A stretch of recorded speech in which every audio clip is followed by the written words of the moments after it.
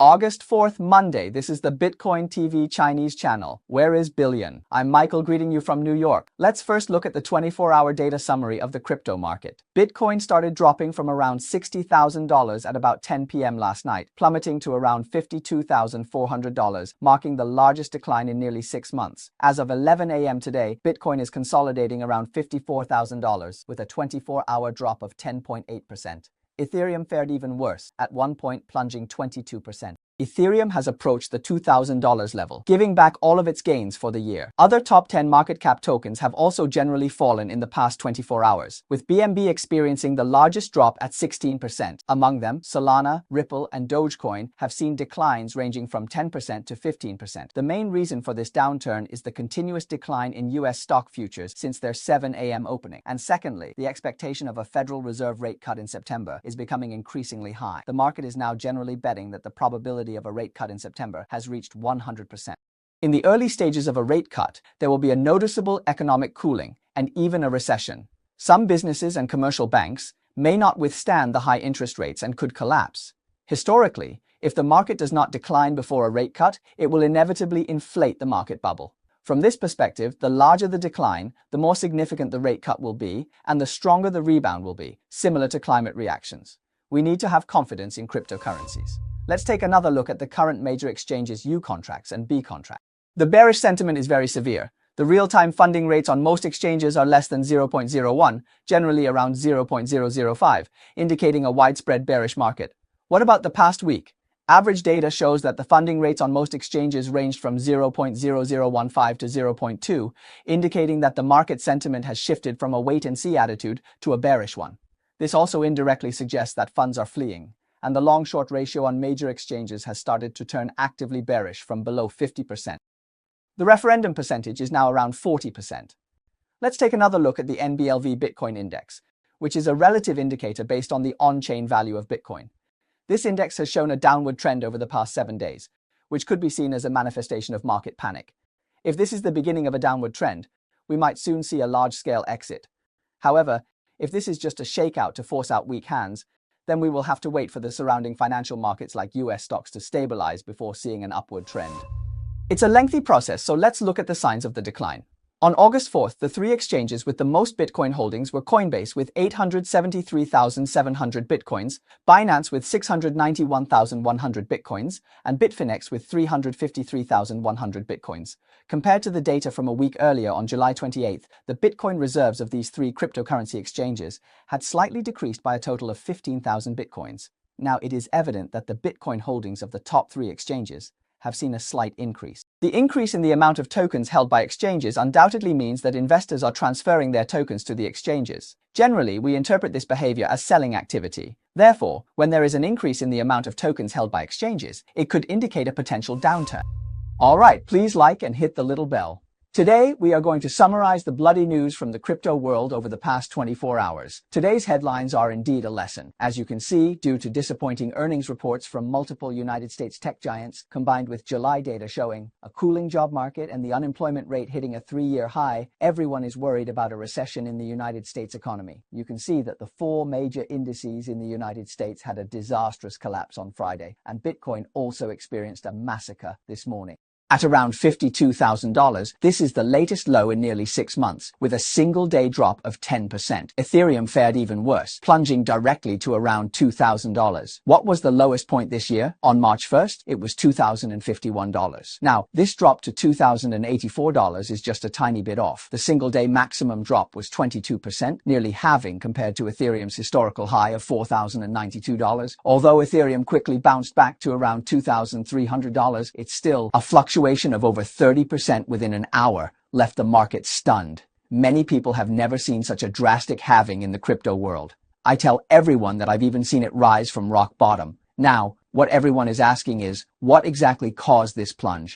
And we would say we are now just moving into the high risk period of a recession. Traditional markets are failing today, as over $2.9 trillion wiped out from stocks this morning due to fears of a global recession, this being the worst day since the 2020 COVID crash. And while This makes sense. We are in the 10th straight quarter in a row of Federal Reserve tightening. It on average takes 10 quarters after a Fed tightening cycle to dip the economy into a recession.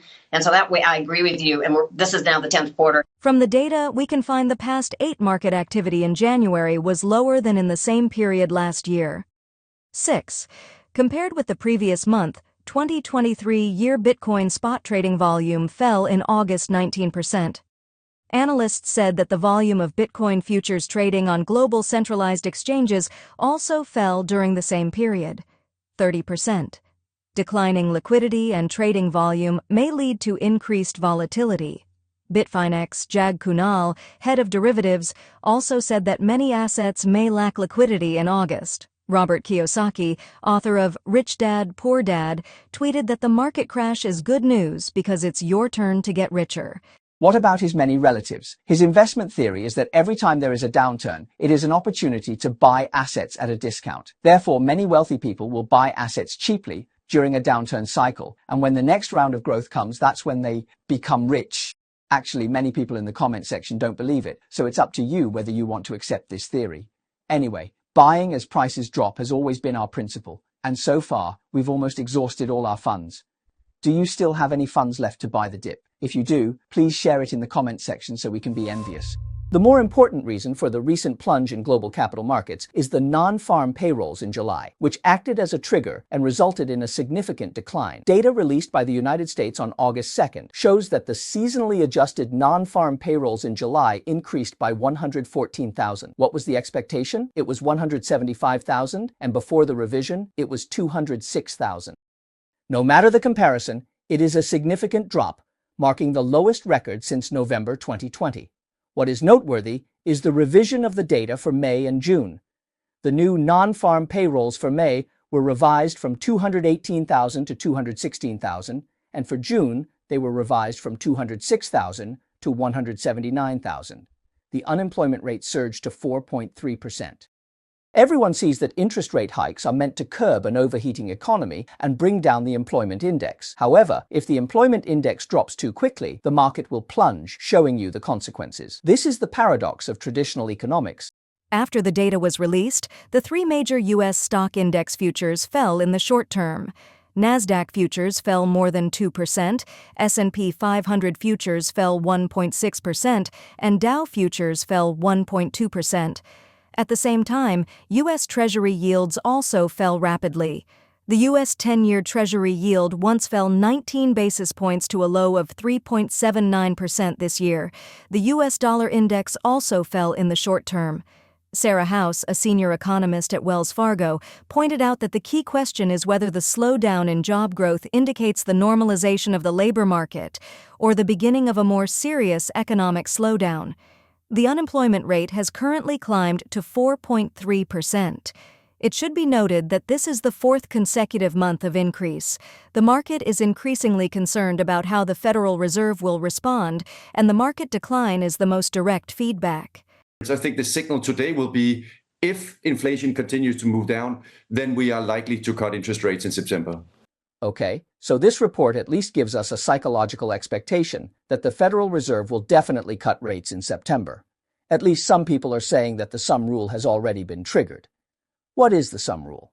It means that if the unemployment rate, based on a 3-month moving average, is higher than last year's low point. If it rises by 0.5 percentage points, it indicates that the economic recession has already begun. Currently, the unemployment rate in the United States has increased by 0.6% from its low point last year. The sum rule has never been wrong since 1970, with a 100% accuracy rate in predictions. Does this suggest that the U.S. economy has indeed started to decline? You can share your opinions in the comments section. 好，大家看到以太坊一直在暴跌啊，可是它的竞争对手索拉纳的市场表现是非常强势的，所以现在预期说呢，可能索拉纳会对以太坊的市场地位带来一个非常大的冲击和挑战了。